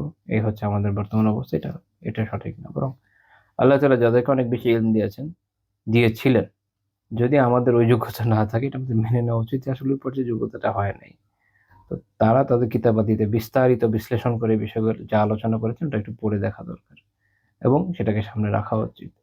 যদি কখনো তাদের ছাড়াই কেউ ইলম অর্জন করতে সক্ষম হয়, যেটা হওয়ার সম্ভাবনা আমি দেখি না, তো সেক্ষেত্রে হয়তো কেউ আগ বাড়িয়ে কিছু কথা বলতে পারে, কিন্তু তার আগে এই ধরনের কাজ করা উচিত না। আমি এটা মূল সমস্যার দিকে ইঙ্গিত করলাম, যে মানুষ যখন তার নিজের সক্ষমতাকে ওভাররেটেড ভাবে বা ওভাররেটেড দৃষ্টিতে দেখে, মনে করে যে অনেক বেশি, তখন মানুষ এই ধরনের অনেক ভ্রান্তির মধ্যে পড়ে এবং নিজেও ভ্রান্ত হয়, অন্যকে ভ্রান্ত করে। খেয়াল রাখা উচিত এই জন্য। তো যাই হোক, তো এই জন্য আমি বলছি যে ওই একটা দুইটা রেওয়ায়েতের উপর না, বরং সামগ্রিকভাবে শরিয়ার যে ওভারঅল যে ছাঁচটা এটা একটু বোঝা দরকার। তো এই জন্য আমাদের সালাফের জন্য সুন্দর আলোচনা করেছেন, কিতাব ব্যাখ্যা আছে আলহামদুলিল্লাহ মজুদ আছে। কয়েকশো বছর আগে লেখা হয়ে গেছে মাশাআল্লাহ। ওখানে ওনারা সুন্দর করে এটাই বলেছেন কি, আমি যেটা বলছিলাম ফাতুল বাড়ি থেকে বলছি, যে এটা মুস্তাহাবী, বিষয়গুলোতে হায়া কিনায়া অবলম্বন করা, ইশারার মাধ্যমে উত্তর দেওয়াটা, এটাই মুস্তাহাব। আমরা তো অনলাইনে এখন সোশ্যাল মিডিয়াতে খুব অহরহ দেখি যে যারা কোনো না কোনো ভাবে ইলমের সাথে সম্পৃক্ত, যে গ্রুপই হোক, আমি এক গ্রুপ বলবো না, যে গ্রুপই হোক, তাদের যে ভাষা, সুবহানাল্লাহ, ভাষা দেখলে নিজেরই লজ্জায় মরে যায়। এরকম কেন? এমন তো হওয়ার কথা না। আল্লাহ আলাম, আই ডোন্ট নো। আচ্ছা, তারপরে বিষয় হচ্ছে এখান থেকে এটাও বোঝা যাচ্ছে যে মাশরুইয়াত সুআলিল মারআতিল আলিমা আন আহওয়ালিহা আল্লাতী তুহতাশামু মিনহা, যেসব বিষয়ে, ব্যক্তিগত বিষয় যেটা লজ্জা করা হয় এমন বিষয়ে একজন নারী কোন আলিমকে জিজ্ঞেস করতে পারেন, এটা শরিয়া সম্মত, সেটা এখানে বোঝা গেল। এছাড়া আরেকটা হাদিস আছে সহিহ মুসলিমে, ইমাম বুখারী রাহিমাহুল্লাহ উল্লেখ করেছেন তারিখান, যেটাতে আয়েশা রাদিয়াল্লাহু তাআলা আনহা বলেছেন যে নি'মান নিসাউল আনসার, আনসারী নারীরা কতই না উত্তম নারী, লাম ইয়ামনাহুন্নাল হায়াউ ইয়াতাফাক্কাহনা ফিদ-দীন, দ্বীনের তাফাক্কুহ অর্জন বা দ্বীনের গভীর জ্ঞান ও বোধ অর্জন করার ক্ষেত্রে হায়া বা লজ্জা তাদের প্রতিবন্ধক হয় নাই। তো এটা ব্যাপক, এই নির্দেশনাটা কি ব্যাপক। তাহলে বোঝা গেল যে জিজ্ঞেস করা নারীর জন্য বৈধ, এবং আমি এটা স্টেপ বাই স্টেপ বুঝিয়ে দিয়েছি। এক হচ্ছে এই হায়ার সাথে যতটুকু দরকার অতটুকু বলা, যদি প্রশ্ন যাকে করা হচ্ছে উনি বুঝেন তো আলহামদুলিল্লাহ, বোঝার জন্য উনি পাল্টা প্রশ্ন করতে পারেন, সমস্যা নাই। তো দেখা গেল যে বুঝতে পারছেন না, তখন প্রয়োজন আরেকটু বিস্তারিত ব্যাখ্যা করা যেতে পারে হায়ার সাথে, শালীনতার সাথে। তো আমরা অনেক ক্ষেত্রে যেটা এখন দেখছি, যেটা বোঝানোর চেষ্টা করছি, যে মানুষের মধ্যে অহেতুক আলাপ আলোচনা চলে আসে, দ্বিচারে বিভিন্ন ধরনের যে কি বলবো, সীমা লঙ্ঘন অনেক ক্ষেত্রে আমরা দেখি, এটা এটা হওয়া যাবে না। অর্থাৎ এই জায়গাতে সতর্কতার সাথে চলতে হবে। যদি আপনি কোনো আলিমকে জিজ্ঞেস করেন, স্বাভাবিক উনি বিপরীত লিঙ্গেরই মানুষ, তো যতই বয়স হোক না কেন, তো তাকে ওভাবে জিজ্ঞেস করা উচিত যেটা হায়ার সাথে করা যায়, আর তার ওভাবে উত্তর দেওয়া উচিত হায়ার সাথে। আচ্ছা, পঞ্চম পয়েন্ট যেটা আমরা থেকে শিখি সেটা হচ্ছে যে যেসব বিষয়ে এটাকে বলা হয় যে উমুরুল মুস্তাহজানা, যেগুলো সাধারণত মানুষ অপছন্দনীয় মনে করে বিষয়, এই ধরনের যে বিষয়, এগুলোকে সরাসরি বলার জায়গায় ইঙ্গিত বা সংকেতের মাধ্যমে বলার মধ্যে সন্তুষ্ট থাকা উচিত। 6 নম্বর পয়েন্ট, এবং আগেও ব্যাখ্যা করেছি যদি প্রয়োজন হয় অতিরিক্ত বলা যাবে। 6 নম্বর পয়েন্ট, যদি প্রশ্নকারী বুঝতে ব্যর্থ হয় তখন তাকে একাধিকবার উত্তর দেওয়ার বৈধতা আমরা এই হাদিস থেকে পাচ্ছি। রাসূলুল্লাহ সাল্লাল্লাহু আলাইহি ওয়াসাল্লাম আমল থেকে পাচ্ছি, উনি 3বার তাকে জবাব দিয়েছেন। 7 নম্বর পয়েন্ট হচ্ছে তাফসীরু কালামিল আলিমি বিহাদরাতিহি লিমান খাফিয়া আলাইহি ইদ আরাফা আন্না যালিকা ইউজিবুহু, কোনো আলিমের সামনে তার কথাকে তার উপস্থিতিতে অপরের কাছে ব্যাখ্যা করে দেওয়াটা এটা বৈধ, যদি জানা থাকে যে উনি এটা পছন্দ করবেন। অর্থাৎ দেখেন, অনেক সময় একজন আলিমকে যখন জিজ্ঞেস করা হবে, তো তার মধ্যে সংকোচ বোধ থাকতে পারে, উনি হয়তো ওই জন্য উত্তর দিচ্ছেন না। আরেকটা বিষয় হতে পারে কমিউনিকেশন গ্যাপ, অনেক সময় ভাষাগত ইস্যু থাকে। আমি আমার আলহামদুলিল্লাহ, যখন আমার আম, বিভিন্ন ওস্তাদের কাছে বিভিন্ন সময় পড়েছি, তো এরকম আমার নিজের অভিজ্ঞতা আছে যে অনেকে এরকম সময় প্রশ্ন করতে এসেছেন যে এখানে তারা যা বুঝাচ্ছেন, দেখা গেছে যে প্রাতিষ্ঠানিক দূরত্ব বা অন্যান্য দূরত্বের কারণে, যে যারা একটু পুরোনো ধরনের আলিম, অনেকে এটা বুঝেন না যে কি বুঝাতে চাচ্ছে ভদ্রলোক। তো আলহামদুলিল্লাহ ওখানে আল্লাহ তাআলা সুযোগ দিয়েছেন যে অনেকদিকে বোঝানোর চেষ্টা করেছে যে উনি আসলে এটা বোঝাতে চাচ্ছেন, এবং উত্তর কনভে করার চেষ্টা করেছে। তো এটা একটা প্রশংসনীয় বিষয়, এতে কোনো সমস্যা নেই, আলহামদুলিল্লাহ সরলভাবে এটা বুঝতে। তবে দেখার বিষয় হচ্ছে যে উনি যেন অপছন্দ না করেন, তাহলে তার কাজ হবে না। পছন্দনীয় হলে, বা সে ওস্তাদ হোক আলিম হোক, তার কোনো আপত্তি না থাকলে তার উপস্থিতিতে আরেকজন যে বুঝিয়ে দিতে পারে, এটা আমরা আয়েশা রাদিয়াল্লাহু তাআলা আনহার আমলের মাধ্যমে প্রমাণ পেলাম। 8 নম্বর পয়েন্ট, আল আখযু মিনাল মাফযুল বিহাদরাতিল ফাজিল, অধিক উত্তম ব্যক্তির উপস্থিতিতে তার থেকে কম উত্তমের কাছ থেকে জ্ঞান নেওয়া যে বৈধ, এটা এখানে বোঝা গেল। কারণ আয়েশা রাদিয়াল্লাহু তাআলা আনহা থেকে যিনি জ্ঞানী তো নিলেন, কিন্তু উপস্থিতিতে আল্লাহ রাসূল সাল্লাল্লাহু আলাইহি ওয়াসাল্লাম নিজেই ছিলেন। তো এই বৈধতা আমরা দেখলাম। 9 নম্বর পয়েন্ট, সেটা হচ্ছে আর রিফকু বিল মুতাআল্লিম ওয়া ইকামাতুল উযরি লিমান লা ইয়াফহাম, আহ শিক্ষার্থীর প্রতি কোমলতা প্রদর্শন করা। রাসূলুল্লাহ সাল্লাল্লাহু আলাইহি ওয়াসাল্লাম অবাক হয়েছেন যে তিনি বুঝতে পারছেন না এই সাহাবিয়া, কিন্তু তিনি কিন্তু তার প্রতি কোমলতা প্রদর্শন করেছেন, ক্ষমাশীল হয়েছেন, তার ওদেরকে গ্রাহ্য করেছেন। তো এখানে শিক্ষক হিসেবে রাসূলুল্লাহ সাল্লাল্লাহু আলাইহি ওয়াসাল্লামের যে বৈশিষ্ট্য, এটা অনবদ্য। এটা আমরা পিছনে আলোচনা করেছি, যারা দর্শ দেখেননি ইনশাল্লাহ দেখে নেবেন। আমি খেয়াল নাই এখন কত নম্বর দর্শে এই বিষয়ে আলোচনা ছিল, বাট প্লে লিস্টে পেয়ে যাবেন। রাসূলুল্লাহ সাল্লাল্লাহু আলাইহি ওয়াসাল্লাম শিক্ষক হিসেবে আমাদের সামনে অসাধারণ উদাহরণ সেট করেছেন, যেখানে দেখা গিয়েছে যে আল্লাহ রাসূলের জীবন থেকে আমরা দেখি যে যে কেউ যাই শিখতে চাক না কেন, যত ক্রিটিক্যাল ইস্যু হোক, তিনি কিন্তু যথাসম্ভব সহজভাবে তার সামনে সেটা উত্থাপন করেছেন, উপস্থাপন করেছেন, তাকে বোঝানোর চেষ্টা করেছেন, একবার না বুঝলে বারবার বোঝানোর চেষ্টা করেছেন। আমি আল্লাহ রাসূল সাল্লাল্লাহু আলাইহি ওয়াসাল্লামের সিরা আজ পর্যন্ত যা পড়েছি, আমার অন্তত এমন খেয়াল নাই যে তিনি কখনো বিরক্তি প্রকাশ করেছেন। এটা আমার খেয়াল নেই। এর বিপরীত ক্রমে, এখন এই যে একটা কথা, এটা বিপরীত ক্রমটা পরে বলবো, আগে একটু সমস্যা বলে নেই। সেটা হলো,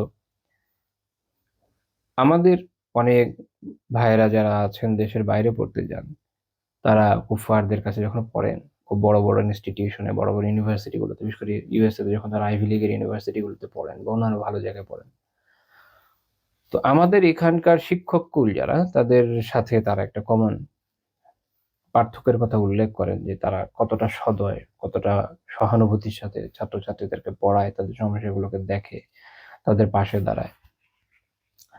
এই কথাগুলো তারা বলেন। এখন আমাদের এই অঞ্চলের শিক্ষকদের যে সমস্যা, তারা তো আর কাফের বলছি না, মুসলমানই তো নাকি? এই বৈশিষ্ট্যগুলো তো আসলে নিশ্চয়ই আইভি লিগে থাকার কথা না। থাকার কথা ছিল আমাদের এই অঞ্চলে যারা নিজেদের মুসলিম শিক্ষক দাবি করছেন, তাদের ভেতর যেটা মুসলিম। আমাদের এখানে কিন্তু এটা নাই। আমাদের এখানে উল্টাটা আছে। আমাদের এখানে যে বৈশিষ্ট্য, এটা কোনো সারাই বৈশিষ্ট্য না। এখানে ছাত্রছাত্রীদের হেনস্থা করা হয়, তারা একবার না বুঝে দ্বিতীয়বার প্রশ্ন করলে ক্ষেপে যাওয়া হয়, তাদের মার্ক কমিয়ে দেওয়া হয়, গ্রেড কমিয়ে দেওয়া হয়, প্রেজেন্টের জায়গায় অ্যাবসেন্ট দেখিয়ে দেওয়া হয়, বিভিন্নভাবে ক্ষতি করা হয়। এখানে শিক্ষকরা তো একেকজন আমরা নবাবপুত্র হয়ে গেছে না, বিভিন্ন দেখবেন যে তারা এখানে বেতন যে খাচ্ছে ওটা হালাল হচ্ছে কিনা, এটা নিয়ে তাদের কোনো মাথা ব্যথা নেই। তাদের মাথা ব্যথা হচ্ছে তাদের বিভিন্ন পজিশন, পদ, এগুলো নিয়ে দোষারোপ করা। খুবই দুঃখজনক। অথচ যদি এটা শুধু সুন্নাহর উপরে আমল করা হতো, তাহলে আমার মনে হয় যে এই বিষয় শুধু সুন্নাহর উপর আমল করলে এসব প্রতিষ্ঠান, আমাদের দেশে যে এডুকেশনাল ইনস্টিটিউশন গুলো আছে, এগুলো শুধু সুন্নাহ অনুযায়ী যদি তারা তাদের সেকুলার প্রতিষ্ঠানগুলোও চালাতো, এইসব ক্ষেত্রে অনেক ইমপ্রুভ করতে পারতো। তো তারা তো শরিয়া চায় না। দেখবেন যে ইউনিভার্সিটি শিক্ষকদের, সেকুলারদের মাথা যারা, তারা তো শরিয়া চায় না। শরিয়া তাদের খুব অপছন্দ। কেন? শরিয়া থাকলে অনেক সমস্যা। ক্লাসে বাং মারা যাবে না। হ্যাঁ? খালি ছাত্ররাই যে ফাঁকি দেয় তা তো না, টিচারও দেয়। তো ক্লাসে বাং মারা যাবে না। তারপর ক্যাপ দেওয়া যাবে না। ক্যাপ বুঝেন? আমি তো প্রাইভেটে পাবলিকে পড়ে এসেছি। আমি জানি। টিচাররা অনেকে দেখবেন ওখান থেকে তার যে শিক্ষকতা যে চাকরি, ওটা ছাড়ে নাই, চাকরি আছে। কেউ হলো শিক্ষা ছুটি নিয়ে এই যে দেশের বাইরে গেছে তো গেছে, আর আসেনি। কেউ হচ্ছে দেশের ভিতর বিভিন্ন অন্যান্য ইনস্টিটিউশন, প্রাইভেট ইনস্টিটিউশনে প্রভিসি অমুক তমুক পদে গিয়ে বসে আছে। আবার এই জবও আছে, এটাও ছাড়েনি। এগুলো আবার বিভিন্ন জায়গায় ক্লাস টাস নেওয়া তো আছে। দেখা গেছে তার নিজের যে মাদার ইনস্টিটিউশন, যেটার ক্রেডেনশিয়ালের জন্য সে বেচারা চাকরি টাকরি পাচ্ছে, অন্যান্য জায়গায় ডাক পাচ্ছে, ওইটার ক্লাসের কোনো খবর নেই। ওটা পাচ্ছে, ওটা কে যাবে? কখনোই যাবে না, যত বড় পাপই করুক। শিক্ষককে আইনের ঊর্ধ্বে রাখা হয়েছে। Pathetic, very very pathetic. তো এজ এ রেজাল্ট তারা যেমন চায় তাই করতে পারে। তো এটা তো আর সারিয়া থাকলে পারবে না, পারবে? তাদের একদম পই পই হিসাব দিতে হবে না, যে ঠিক মতো দিচ্ছ কিনা, ক্লাস নিচ্ছ কিনা, শিক্ষার্থীদের যে হক আদায় করছে কিনা, তাদের সাথে ওইভাবে সহানুভূতিশীল আচরণ করছে কিনা। যদি ওখানকার মেয়ে শিক্ষার্থীদের সাথে উল্টাপাল্টা কিছু করে, তাহলে শরিয়া অনুযায়ী বিচার হয়ে যাবে, তাই না? মানে এমন এমন কোনো কারণ নাই যে তারা চাইতে পারে যে ভাই শরিয়া শরিয়া কখনো কায়েম হোক, এটা তারা চাইতে পারে না। অন্যান্য জায়গায় বাদ দেন, ভাবেন যে শিক্ষকতার মতো পেশা, বলে বাংলাদেশে বলে মহান পেশা, বাংলাদেশে আসলে কোন পেশা আর মহান আছে বলেন? আল্লাহ মাফ করেন। তো এই হচ্ছে সিচুয়েশন। তাই যে এটা, এই জন্য তাদের মধ্যে দেখবেন যে শহরের প্রতি অ্যালার্জি অনেক বেশি। তো এটা আমি জন্য শুরুতে বললাম যে দুঃখজনক এটা। আমি সেদিন এক আলেমের লেখা পড়ছিলাম, মারা গিয়েছেন আতাউদ্দুর রহমান কোন নামে, পাকিস্তানের একজন আলেম। উনি এটা খুব মজার কথা বলেছেন। উনি ইউরোপ এবং ইউএস এর বিভিন্ন দেশ ঘুরেছেন। ইউএস এর প্রায় 22টা না 23টা অঙ্গরাজ্য আপনার ওনার সফর করা ছিল। তো উনি খুব দুঃখ করে বলছিলেন ওনার এক বয়ানে যে ওই জায়গায় ইসলাম আছে, মানে ইসলামের যে আহ, অর্থনীতি বিষয়ক বিধিবিধান ইত্যাদি সংখ্যা এগুলোই বেশি অ্যাকচুয়ালি। আমি এটা আগেও বলেছি, মুআমারাত মুআশারাত ইবাদতের তুলনায় এগুলোর মাসালার সংখ্যা বেশি। তো উনি বলছেন যে ওই জায়গায় ইসলাম আছে, কিন্তু মুসলিম খুব অল্প। আমাদের এখানে মুসলিম অনেক বেশি, কিন্তু ইসলাম খুঁজে পাওয়া যায় না। ঠিক আছে, এই হচ্ছে অবস্থা। আল্লাহ মাফ করেন। পরে আমার খেয়াল হলো যেটা আমি মুফতি শফি রহমানুল্লাহ লেখাতেও পড়েছি, উনিও দুঃখ করেছেন কোথায় বলেছেন। মুফতি তাকি উসমানী সাহেবের লেখাও পড়েছি। আমি নিয়ে মোটামুটি 3জন আলেমের লেখায় পড়েছি এই সেম কথা, যারা দুই যোগে জায়গায় দেখেছে। অনেক সময় আমাদের সাধারণ শিক্ষিত মানুষজন যখন এই ধরনের কথা বলে অনেকে একটু গোসা হয়ে যান। আমি খুব বড় বড় অথরিটেটিভ পজিশনের লোকজনকে একই কথা বলতে দেখেছি। কারণ ওনাদের তো দিনই ইলম আছে, ওনারা যখন যাচাই বাছাই করেন খারাপ লাগে। মুফতি তাকি উসমানী সাহেব হাফিজুল্লাহ তাআলার আমি একটা লেখায় পড়েছিলাম, উনি খুব দুঃখ নিয়ে বলে লিখেছেন যে কোন এক প্রতিষ্ঠানের আহ, উনি একটা খুব বই কিনেছেন, অনেক বড় বই, হিস্ট্রির পর থেকে। তো ওখানে যখন উনি কিনছেন, ওই একই প্রতিষ্ঠানের অনেক বড় বই আপনারা চিনবেন, সেটা হচ্ছে যে এনসাইক্লোপিডিয়া এনসাইক্লোপিডিয়া ব্রিটানিকা, এইটারই আরেকটা বড় প্রকাশনা আছে, এটার নাম হচ্ছে দ্য গ্রেট বুকস। ওটা আলহামদুলিল্লাহ পুরোটা পিডিএফ আমি জোগাড় করছিলাম, কিন্তু পুরোটা কেনার সামর্থ্য নাই, রাখার সামর্থ্য নেই। অনেক বড় স্পেস লাগে আসলে। ইলমি কাজ করতে গেলে আপনার অনেক বড় স্পেস দরকার। এটা ছোট ফ্ল্যাটে আসলে খুব টাফ। তো ওই জন্য মানে ওজোর দেখালাম যে কেন পিডিএফ নিয়েছি। তো উনি ওটা খুঁজছিলেন অনেক কাল ধরে। তো উনি ওই জায়গায় হিথ্রো এয়ারপোর্টে পেয়ে গিয়েছেন আসার আগে পাকিস্তান। তো উনি কিনতে গেছেন। তো পরে উনি বললেন যে দাম হলো, তাদেরকে জিজ্ঞেস করেছেন যে যদি এমন হয় যে আমি, উনি ওখানে পে করে দিবেন এবং তারা এই প্রোডাক্টটা পাঠিয়ে দিবে পাকিস্তানে পরে। তো উনি জিজ্ঞেস করেছেন যে যদি এমন হয় যে আমি পাকিস্তানের থেকে কম দামে পেয়ে যাই, তখন যদি কম দামে তো পাওয়ার কথা না, এবার যদি পান তাহলে আমরা এটা রিটার্ন নেবো। এটা তাদের কথা ছিল। তো দেন উনি পাকিস্তান চলে আসেন। পাকিস্তানে এসে উনি লোক পাঠিয়েছেন, তারা বিভিন্ন জায়গায় খুঁজে টুজে জানিয়ে এটা পাকিস্তানেও খুঁজে পেয়ে গেছে এনিহাও। এবং পাওয়ার পরে উনি দেখেছেন যে পাকিস্তানের দাম কম পড়ে। তো উনি আবার মেইল করেছেন যে আমি এখানে পেয়েছি এবং এত এই পরিমাণ কমে এসছে। তো আপনারা জানেন হয়তো যে সাধারণত আপনার ইউরোপ আমেরিকার অনেক আহ, বড় বড় প্রতিষ্ঠানের যে বইগুলো হয়, ওরা ইন্ডিয়ান সাবকন্টিনেন্টের জন্য একটা লো প্রাইস এডিশন করে। জিনিস একই, একটু কম মানের, মানে কাগজের মানটা একটু কম যায়, বাইন্ডিং একটু কম মানের, যে দাম অনেক কম পড়ে, এরকম কোনো একটা হয়ে থাকবে। তো উনি যখন এটা পেয়ে জানিয়েছেন, তো ওরা ওখান থেকে প্রথমে তো মেসেজ দিয়েছে বিশাল অনেক মানে শুক্রিয়া জানিয়ে যে হ্যাঁ আপনি তো খুব পেয়েছেন, আমরা খুবই আনন্দিত হয়েছি। কাস্টমার বিজনেস কিভাবে করতে হয় আমরা বলি যে আমাদের দেশে কোম্পানিগুলো কি করে জানেন, দোকানদারি, আর একটা হচ্ছে বিজনেস, দুটোর মধ্যে পার্থক্য আছে। তো তারপরে যে আমার প্রোডাক্টই তো পেয়েছে, আপনি এখন সেটা চায়নায় কিনেন আর লন্ডনে কিনেন, প্রোডাক্ট আমারই। তো দে আর হ্যাপি, এই যে হচ্ছে উনি এটা কিনতে পেরেছেন এখানে কম দামে, এবং ওটা তারা টাকা পাঠিয়ে দিচ্ছে তার ব্যাংক অ্যাকাউন্টে। তো উনি বললেন যে এই যে ট্রানজ্যাকশনের নীতিমালার ক্ষেত্রে, এটা হচ্ছে আপনার খেয়ার বলে শরিয়াতে, চুক্তি বাতিল করার ক্ষেত্রে একটা যে একটা অধিকার থাকে। তো এটা নিয়ে ওটা নিয়ে আরেক অনেক ডিসকাশনের বিষয় আছে, ওটা আমরা যাচ্ছি না। বাট এই যে একটা বিষয়, এটা যে একটা অ্যাপ্লিকেশনটা উনি সরাসরি এদের মধ্যে দেখলেন, উনি বললেন এটা আমি তো এখানে পাবো না। দুঃখ করে পরে উনি বললেন যে ওদের মধ্যে এটা আছে, আমাদের এর মধ্যে এটা নেই। তো এরকম প্যাথেটিক। এইটা হচ্ছে আপনার ইয়ের ক্ষেত্রে, এই যে মুআমারাত এবং মুআশারাত, আমাদের মধ্যে পারস্পরিক যে আহ কি বলবো, পারস্পরিক কথাবার্তা আচার ব্যবহারের ক্ষেত্রে প্যাথেটিক্যালি এই বিষয় তাদের মধ্যে নেই। তো আমাদের এই জন্য যারা, আমাদের মধ্যে এগুলো নাই, এই জন্য যারা দেশের বাইরে যায় তারা অনেক সময় এটা বলে যে আমাদের এখানে নাই, তাদের এখানে আছে। ট্রু, নাই এই কারণেই নাই যে ইসলামী শরিয়ার প্রতিপালন আমরা দেখছি না। বিষয়টা শুধুমাত্র সেকুলার এডুকেশন এন্ড ইনস্টিটিউশনের মধ্যে সীমাবদ্ধ এরকম না, এটা আমরা ইসলামিক যত ধরনের ইনস্টিটিউশন আমাদের দেশে দেখি তার মধ্যে খুব ব্যাপক। মাঝে মাঝে বিভিন্ন ভিডিও ভাইরাল হয়, এখন লেখা টেখা ভাইরাল হয়, পত্রিকায় অনেক নিউজ টিউজ আসে, এগুলো আপনারাও দেখেন, এগুলো আলোচনায় আমি যেতে যাচ্ছি না, ভালো লাগে না এগুলো আলোচনা করতে গেলে। তো এটা হওয়া উচিত ছিল না। 10 নম্বর পয়েন্ট, সেটা হচ্ছে যে আন্নাল মারআ মাতলুবুন বিসাতরি উয়ুবিহি, একজন ব্যক্তির থেকে এটা, তার কাছ থেকে মাতলুব মানে যেটা চাওয়া হয়, অর্থাৎ শরিয়া এটা তার কাছে এটাই চায় যে সে তার যে ত্রুটিগুলো এগুলোকে লুকিয়ে রাখবে। অর্থাৎ যে বিষয়ে মানুষের সামনে খারাপ হয়ে আসবে, মানে অর্থাৎ মানুষের সামনে যে কোনো খারাপ বিষয় প্রকাশ করার দরকার নেই, এটা সে গোপন রাখবে। এটাই শরিয়ত চাহিদা। ওয়া ইন কানাত মিম্মা জুবিলা আলাইহা, যদিও তা এমনই হোক না কেন যেটা তার স্বাভাবিক অংশ, মানে স্বভাবে অনেক বিষয় থাকে, মানুষের স্বাভাবিক বৈশিষ্ট্যের মধ্যে অনেক বিষয় থাকে, কিন্তু যদি এটা একটা ত্রুটি হয় যেটা মানুষের সামনে প্রকাশ করলে মানুষের কাছে নিন্দনীয় হবে, মানুষের খারাপ লাগবে, এটা যেন সে না করে। এই কারণে দেখেন শরিয়া আমাদেরকে উৎসাহিত করেছে যে আমরা যেন ৫ ওয়াক্ত সালাতের আগে কি করি, মেসওয়াক করি, যেন এটা তো স্বাভাবিক যে মানুষের মুখ থেকে দুর্গন্ধ আসবে, মানুষ যেহেতু খায়, আবার না খেলেও হয়, দুইটা দুই রকম। কিন্তু শরিয়া উৎসাহ দিয়েছে কি করতে, মেসওয়াক করতে, যেন এটা বের না হয়। এবং শরিয়া উৎসাহ দিয়েছে যখন আমরা সলাতের জন্য যাচ্ছি, পাবলিক গ্যাদারিং এ যাচ্ছি, তখন যেন আমরা আতর ব্যবহার করি পুরুষরা, যেন এটার মাধ্যমে কি হয় যে আমাদের শরীরের দুর্গন্ধটা দূর হয়ে যায় এবং আমাদের আশেপাশে যারা আছে তারা মাধ্যমে প্রশান্তি লাভ করে। তাহলে এটাতে আরেকটা বিষয় আছে, যেটা হচ্ছে আতর এইরকম না হওয়া যেটা অন্যদের কষ্ট দেয়। And আমি আসলে এটা নিয়ে নিজেও একটু সাফার করি, এর কারণ হচ্ছে আমার তো সাইনোসাইটিস আছে, যখন খুব বাড়ে ইউজুয়ালি আমি স্মেল পাই না। তো অনেক সময় এরকম আমার নিজেরও হয়ে যায়, আল্লাহ তালার কাছে ক্ষমা চাই যেন এমন যদি ভুলবশত হয়, আশা করি আল্লাহ মাফ করবেন। যে সেটা হচ্ছে যে অনেক সময় আমি বুঝতে পারি না যে এটা কি অনেক বেশি কড়া কিনা, পরে অন্য কেউ হয়তো যখন বলে দেন এটা অনেক কড়া, তখন এটা অ্যাভয়েড করার চেষ্টা করি বা অনেক অল্প পরিমাণে দিই।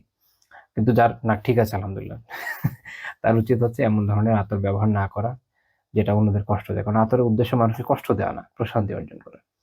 আমরা অনেক সময় বিশেষ করে ছোট ছোট মসজিদে যারা সালাত আদায় করি, তারা অনেক সময় এরকম পেরেশানির মধ্যে পড়ে যায়, এমন এমন আতর দিয়ে মানুষ আসে টিকে থাকা মুশকিল হয়ে যায়, এমন হওয়া উচিত না। তো এখানে আমরা দেখছি কি যে রাসূলুল্লাহ সাল্লাল্লাহু আলাইহি ওয়াসাল্লাম এমনকি নারীদেরও এই ক্ষেত্রে এমন কাপড় ব্যবহার করতে বলছেন যেটাতে সুগন্ধি থাকবে। কেন? লিইজালাতি রাইহাতিল কারিহা, যেন অপছন্দনীয় যে গন্ধ এটা দূর হয়ে যায়। হুম? এটা খেয়াল রাখতে হবে। এখানে আমাদের বোনদেরও একটু শিক্ষণীয় বিষয় আছে যে ওনারা বাসায় যখন থাকেন, এটা সত্য যে শরিয়া এটা দুঃখিত, আমার আসলে আর্থ্রাইটিস অনেক বেড়ে গেছে, আর্থ্রাইটিসের পেইন। বসে থাকতে অনেক কষ্ট হয়ে যাচ্ছে। বাট আমি চেষ্টা করব ইনশাআল্লাহ আলোচনা শেষ করতে। আচ্ছা, তো আমাদের অনেক বোনেরা আছেন, তারা পারিবারিক জীবনে একটা ইস্যু তাদের থেকে দেখা যায়। ভাইদের ক্ষেত্রেও আমি এটা একটা এই বিষয়টা আলোচনা করে দিই। সেটা হলো যে আম একটা হচ্ছে যে যারা ভাইরা বাইরে কাজ করছেন, জব করছেন, ব্যবসা করছেন, যাই করেন না কেন, বাইরে খেটে-খুটে বাসায় আসেন। স্বাভাবিক ঘামের গন্ধ-টন্ধ থাকে। এইভাবে আসলে যদি আপনি আপনার স্ত্রীর কাছে যান, খুব স্বাভাবিক স্ত্রীটা ভালো লাগবে না। যদি তার নাক থেকে থাকে। নাক থেকে না থাকলে তো অন্য কথা। নাক তো সবারই আছে, তাহলে খারাপই লাগে। তো হয়তো অনেকে লজ্জার কারণে বলতে পারে না। হ্যাঁ, অনেকের কিন্তু এটা হয়। বিশেষ করে আলহামদুলিল্লাহ আমাদের বোনরা লজ্জাশীল। তো এই কারণে দেখা যায় যে তারা হয়তো বলতে পারছে না, কিন্তু মাঝখানে কিন্তু ঝামেলা হয়ে যাচ্ছে আসলে। তার মনের মধ্যে এক ধরনের খারাপ অনুভূতি আছে। এই খারাপ অনুভূতি নিয়ে আ নিজেদের পারিবারিক জীবনের সবচেয়ে সুন্দর সময় উপভোগ করা খুব কষ্টকর। তো কাজেই ভাইদের উচিত হচ্ছে বাইরে থেকে যখন আসবেন অবশ্যই ফ্রেশ হবেন। ভালো হয় সুন্দর করে গোসল করে নিবেন। তারপর সুগন্ধি লাগিয়ে স্ত্রীর কাছে যাবেন। এটা উত্তম। দ্বিতীয় হচ্ছে বোনদের জন্য সেইম, তারা যখন বাসায় কাজ করেন, যে ধরনের কাপড়ের কাজ করেন, দেখা যায় যে রান্নাঘরের কাজ করেন। রান্নাঘরের আ ঝুলকালি তো লেগে থাকে অনেক সময়। যা রান্না করা হচ্ছে তার বিভিন্ন উপাদান এগুলোও এসে লাগে, ঘামের গন্ধও আছে। এটা ওনাদের অনেকের হয় না, খেয়াল হয় না। এখন আমাদের মানে পারিবারিক সম্পর্কগুলো এমন অদ্ভুতভাবে তৈরি হয়েছে যে কেউ তো কাউকে কিছু বলতে চায় না। ভিতরে তার খারাপ লাগে। ভিতরে অস্বস্তি ফিল করে। এটা হওয়া উচিত না। শেয়ার এন্ড কেয়ার ২ টাই জরুরি। তো বোনদের উচিত, তাদের উচিত এরকম স্বামীর কাছে যাওয়ার আগে যখন যাবে সুন্দর করে পরিপাটি হয়ে, ফ্রেশ হয়ে, গোসল করে যাবে। কোনো সমস্যা না। হালকা সুগন্ধি মেখে যাবে যেন স্বামীর পছন্দ হয়। নারীরা ঘরে হালকা সুগন্ধি ব্যবহার করতে পারে। মাহরামের মধ্যে কোনো সমস্যা না। তাদের জন্য এটা নিষেধ যে তারা এমন কড়া সুগন্ধি ব্যবহার করবে যেটা বাইরে যখন যাবে অন্যান্য গায়ের মাহরামের নাকে লাগবে। এটা তাদের জন্য নিষেধ করা আছে। কিন্তু ঘরে স্বামীর সামনে আ পরিষ্কার পরিচ্ছন্ন থাকা, সুগন্ধিযুক্ত ভাবে যাবে, এতে কোনো সমস্যা নেই এবং এটা ভালো। তো এই হাদিসেও এটাই দেখা যাচ্ছে যে মূল কথা হচ্ছে এটা যে তার যেন এখন এই গন্ধটা দূর হয়ে যায়, যেটা অন্যদের কষ্ট দেয়। এখন কষ্ট দিবে কাকে? পরিবারের ভিতর যারা আছে তাদেরই তো। ওনারা তো আর বাইরে এই সুগন্ধির বেনিফিট তো আর অন্য কেউ পাচ্ছে না। পরিবারের লোকজনই পাচ্ছে। তো কাজেই এটা মাথায় রাখা উচিত।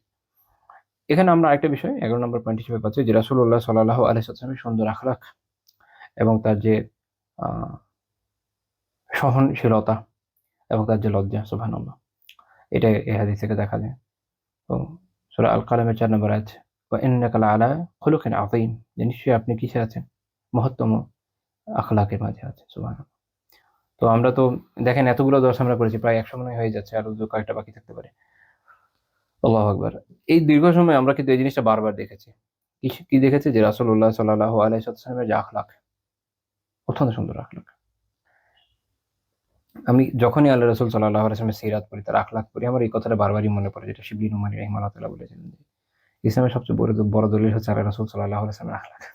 সবচেয়ে বড় দলিল বলেছে। অনেকে তো বলে কোরআন, উনি বলছেন যে সবচেয়ে বড় দলিল কি, আল্লাহ রাসূলের আখলাক। কারণ কোরআন মানুষ শুনেছে কখন, আগে তো আল্লাহ রাসূলকে দেখেছে, আচ্ছা এই এই ব্যক্তি নিয়ে এসেছে, ঠিক আছে শুনে দেখি, উনি যখন বলছেন শুনে দেখা উচিত। অর্থাৎ আগে মানুষ বার্তা বাহককে দেখে, বার্তা না পরে দেখে, এটা তো স্বাভাবিক মানুষের বৈশিষ্ট্য। সুবহানাল্লাহ। তো এটা যখনই আপনি আপনি সিরা যত পড়বেন, যত উত্তম ভাবে পড়বেন, তত এই বিষয়টা আত্মস্থ করতে সক্ষম হবেন ইনশাআল্লাহ তাআলা, শিখবেন। 20 নম্বর পয়েন্ট, যে তিনি কখনো কখনো কখনো উদাহরণ দিয়েও বাস্তবতা বুঝিয়েছেন। তার কোনো একটা বিষয় প্রশ্ন হলো, যেটা বোঝানোর জন্য উদাহরণ দেওয়া দরকার। আমরা এটা আল্লাহ রাসূল সাল্লাল্লাহু আলাইহি সাল্লামের মাঝেও পাই, যে তিনি উদাহরণ দিয়ে বুঝিয়ে দিয়েছেন। অনেক ক্রিটিক্যাল ইস্যু আছে যেটা তিনি উদাহরণ দিয়ে খুব সহজভাবে বুঝিয়ে দিয়েছেন। এবং এখানে আমাদের শিক্ষার ব্যাপার রয়েছে, যে আমাদের আশেপাশের পারিপার্শ্বিক বিভিন্ন বিষয় থেকে কত সহজে উদাহরণকে ক্যাচ করা যায়। আবু হুরায়রা রাদিয়াল্লাহু আনহু বর্ণনা করেছেন সহিহ বুখারী 6847 নম্বর হাদিস, সহিহ মুসলিমে হচ্ছে এটা, যে একজন আরবি, একজন বেদুইন রাসূলুল্লাহ সাল্লাল্লাহু আলাইহি ওয়াসাল্লামের কাছে আসলেন। বলে, ইয়া রাসূলুল্লাহ, ইন্না ইমরাআতি ওয়ালাদাত গুলামান আসওয়াদা, আমার স্ত্রী তো একজন কালো ছেলে জন্ম দিয়েছে। অর্থাৎ তার প্রশ্ন হচ্ছে এরকম যে আমি তো কালো না, আমার ছেলে হয়েছে কালো। এখন সন্দেহ, সংশয়, তো যেটা মানুষের স্বভাবের মধ্যে আছে, যে মানুষ কি হয়ে যায়, খুব সহজে সন্দেহে নিপতিত হয়, সেটি আমাদের এই বিষয় থেকে সতর্ক করেছে। রাসূলুল্লাহ সাল্লাল্লাহু আলাইহি ওয়াসাল্লাম এই যে কুধারণা, এটার জট থেকে উপড়ে ফেললেন। তিনি বললেন, হাল লাকা মিন ইবিল, তোমার উট আছে।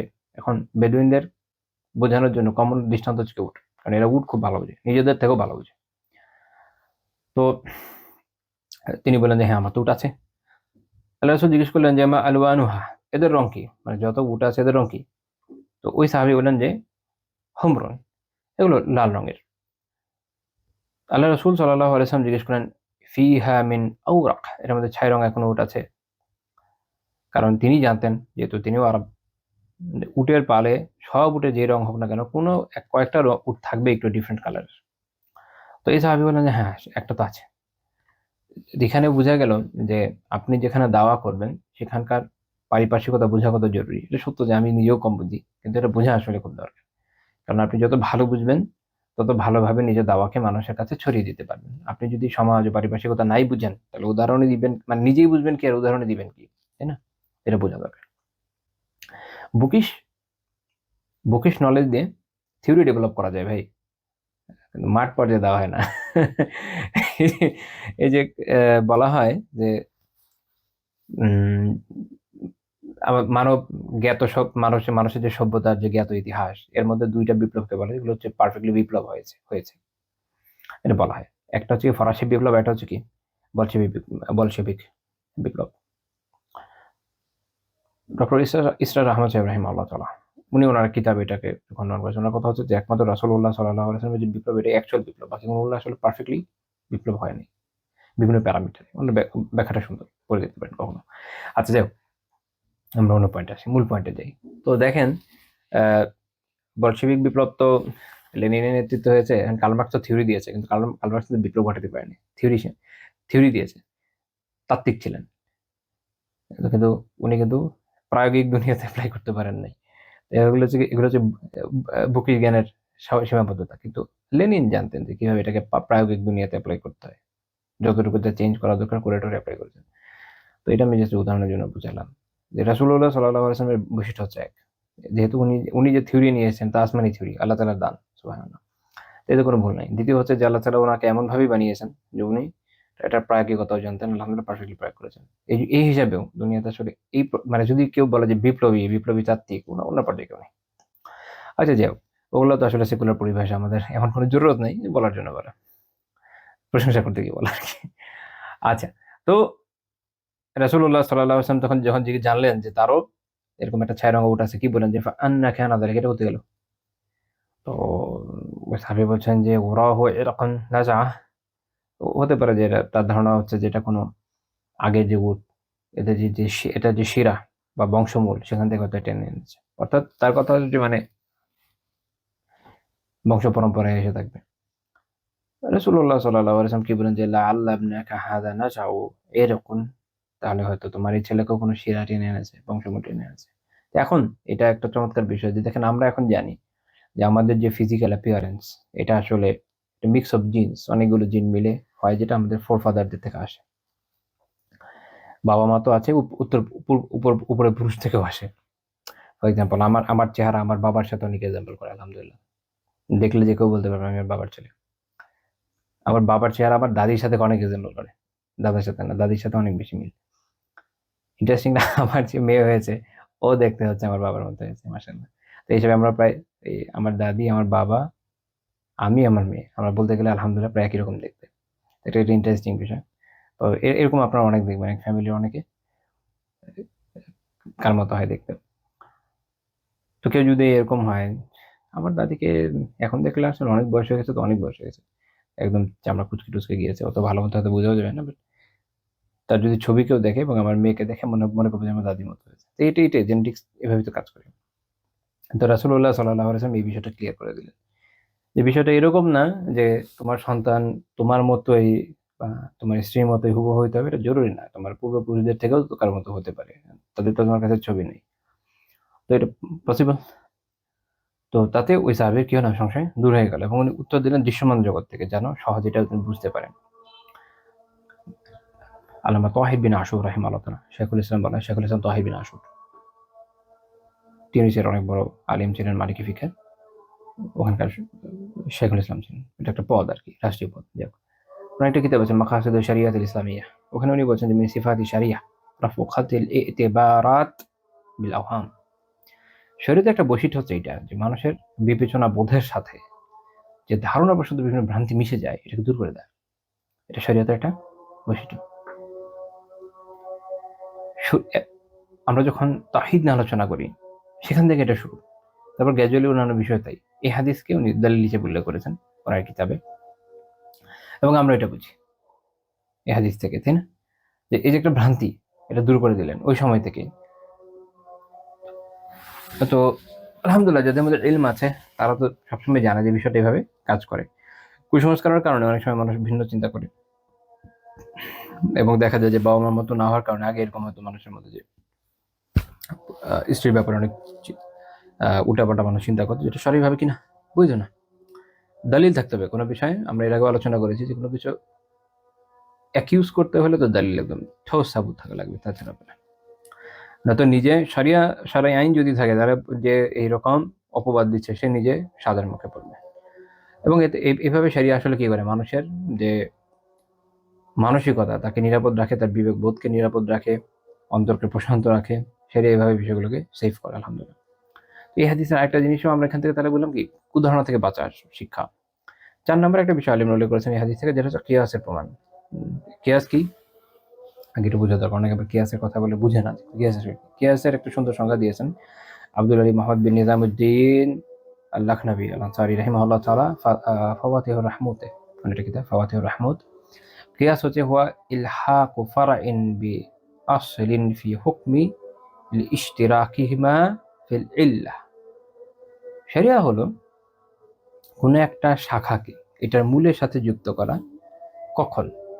বিধানের ক্ষেত্রে শরিয়ার একটা কোনো একটা শাখাকে তার মূলের সাথে যুক্ত করা, এই জন্য যে উভয়ের হয়তো মূল কার্যকারণ বা সূত্র একই, এই যে ইল্লা বা যে কার্যকারণ, এটা উভয় একই ইল্লাত শেয়ার করে, মানে উভয়ের মধ্যে ইল্লাত বা কার্যকারণ একই।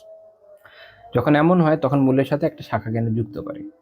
যেমন এই হাদিসে দেখা যাচ্ছে একটা একটা মূল কার্যকারণ হচ্ছে এটা যে এই কারণে হয়। আচ্ছা, তো তাহলে এটা যদি উটের ক্ষেত্রে হয়, মানুষের ক্ষেত্রে হবে এভাবে। তো যেমন আমরা দেখি, যেমন এখনকার সময়ে ধরেন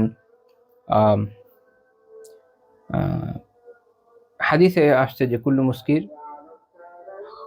খারাপ খামার, প্রত্যেকটা এমন বিষয় যেটা মানুষের বিবেককে লোভ করে, নেশাদায়ক বস্তু, সেটা হচ্ছে খামার, সেটা হচ্ছে মদ। এখন এটা হচ্ছে মূল, যে যা নেশাদায়ক বস্তু তা হচ্ছে খামার, আর প্রত্যেকটা খামারই হারাম। এখন রাসূলুল্লাহ সাল্লাল্লাহু আলাইহি ওয়াসাল্লামের যুগে খেজুর থেকে জব থেকে, গম থেকে, মধু থেকে খাবার তৈরি হতো। এখন আধুনিক সময়ে এসে কেউ যদি কোনো স্পেসিফিক সবজি থেকে তৈরি করে, কোনো অন্য কোনো উপাদান থেকে তৈরি করে, আগে তরল হতো, সে এখন এমন কিছু তৈরি করলো যেটা হলো গুঁড়া গুঁড়া, হ্যাঁ, বা ট্যাবলেট, বা দেখা গেল যে কোনো রাসায়নিক উপাদান দিয়ে তৈরি করলো, প্রাকৃতিক বিভিন্ন উপাদান বাদ দিয়ে রাসায়নিক বিষয় দিয়ে সরাসরি বানালো। তখন কি হবে, আমরা ওই যে মূল্যের সাথে মিলাবো। মূলটা হলো এই যে কার্যকারণ, এখানে ইল্লা কি, মানুষের মেধার যে বিলোপ ঘটানো, সেটা যখন এইটা হয় তখন এই বিষয়টা কি হয়, এটাও একটা মুস্কির হয়, এটা একটা খামর হয়, যেহেতু এটা মুস্কির এটা খামর, সেইটা মিলবে হলো মূল বিধানের সাথে। সেই বিধানটা কি, হারাম হওয়া। ইল্লা বা কার্যকারণ উভয়ের এক। রাসূলুল্লাহ সাল্লাল্লাহু আলাইহি ওয়াসাল্লামের যুগের যে মতগুলো ছিল ওইটার ইল্লাত বা কার্যকারণ ওটা হারাম হয়। এখানে নতুন যেগুলো তৈরি হচ্ছে এগুলো কার্যকারণ সেম। কার্যকারণ কি, মানুষের এই যে মেধা বিলোপ ঘটায়, মানুষকে নেশাগ্রস্ত করে। কাজেই বিধানগত ক্ষেত্রে উভয়ের হুকুমের ক্ষেত্রে যে আসল এক হবে, সেই আসলটা কি, হারাম হওয়া। এটা হচ্ছে আপনার কিয়াস, যে কিয়াস কিভাবে কাজ করে। তো আমরা এই হাদিস থেকেও এটার একটা দলিল আলহামদুলিল্লাহ পেলাম। তো যাই হোক, আজকে আমাদের আলোচনা এই পর্যন্তই থাকছে। সুবহানাকাল্লাহুম্মা বিহামদিক, লা ইলাহা ইল্লা আনতা, আস্তাগফিরুকা ওয়া আতুবু ইলাইক।